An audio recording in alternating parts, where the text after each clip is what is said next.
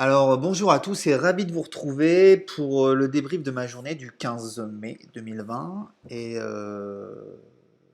Sans plus attendre, là voilà, donc je switch, hop, je passe par là. Je sais pas si le son est bon, tant pis, on verra bien. Alors, ma journée de ce matin s'est bien passée. J'ai passé 11 trades, 9 gagnants, un flat et un négatif. Alors je reviendrai après sur la qualité de ces trades en eux-mêmes. Mais globalement, je suis satisfait par rapport à ce que j'ai eu tendance à faire sur les derniers jours. C'était beaucoup plus serein ce matin, c'était beaucoup plus fluide. Et donc voilà, malgré le fait que la lecture était un peu plus compliquée au niveau des marchés, en fait j'ai bien respecté les signaux euh, et mes entrées étaient très bonnes en toute simplicité, en toute modestie. Donc voilà. Alors, le contexte de ce matin, il était un peu particulier, en effet, pour vous expliquer un peu la philosophie de ces trades, puisque hier, on a eu, comme vous avez dû le vivre tous, un énorme yo-yo. Le matin, on a commencé à décrocher dans la foulée du mouvement de la veille. Lors de l'ouverture des places européennes, on a vu ce décrochage sur les indices européens et bien sûr sur les indices US. On a eu une chute des principaux, le Nasdaq et le Dow Jones. Et retournement de situation vers les 16 heures avec l'ouverture des US, on a eu ce mouvement inverse où les cours sont repartis complètement à la hausse pour finalement revenir sur le pivot mensuel. On tourne autour de ce pivot mensuel maintenant depuis quelques temps. Et on est revenu en fin de journée sur ce pivot mensuel. Alors là, on voit, c'est les cours du DAX. Faut savoir que l'après-midi, c'était un peu plus confort d'être sur le DAX, à mon humble avis. Alors moi, vous voyez, j'ai passé que quelques trades, mais bon, en tout cas, c'était plus confortable parce que le DAX était légèrement en retard par rapport au niveau US. Il est regardé évoluer et confirmer. Et du coup, il était derrière. Donc, il a attendu, on le voit ici, il a attendu quasiment la fermeture des US pour revenir sur le point pivot mensuel. Alors que si vous regardez au même moment, vers les 21h30, 22h, le, le Dow Jones, par exemple, était déjà revenu sur son point pivot mensuel. Alors ce matin, en ouvrant les écrans, j'ai vu qu'on avait stagné une bonne partie de la nuit autour de ce pivot mensuel. On avait fait un petit reflux d'une centaine, 150 points, je pense, environ, une centaine de points en tout cas sûr, pour revenir visiter le pivot jour du, du 15 mai.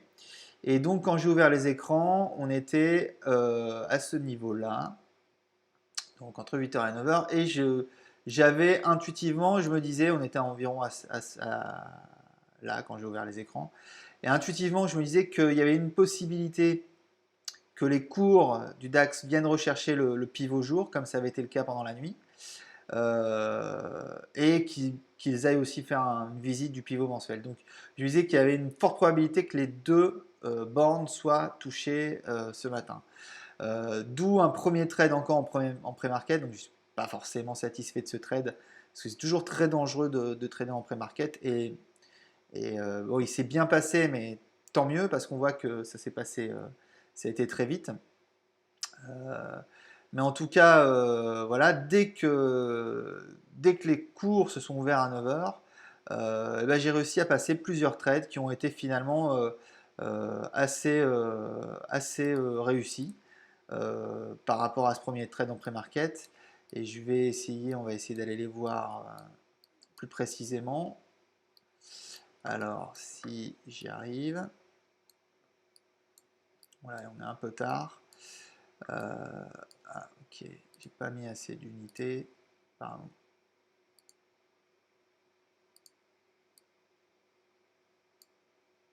Oups.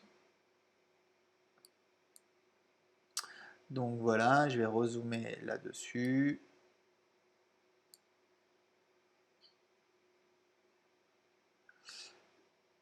Donc là, c'est la poussée que nous avons eue ce matin à 9h. On voit que Euh, donc j'ai passé 1, 2, 3, 4, 5, 6 trades et les suivants je les ai passés un peu plus tard dans la matinée.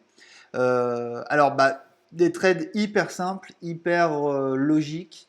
Évidemment ici il y avait les 10 500 qui étaient là, donc un signal vraiment hyper clair ici. On voit qu'il y a eu un surachat. Donc j'ai passé un premier trade et dans la foulée un deuxième pour accompagner le reflux.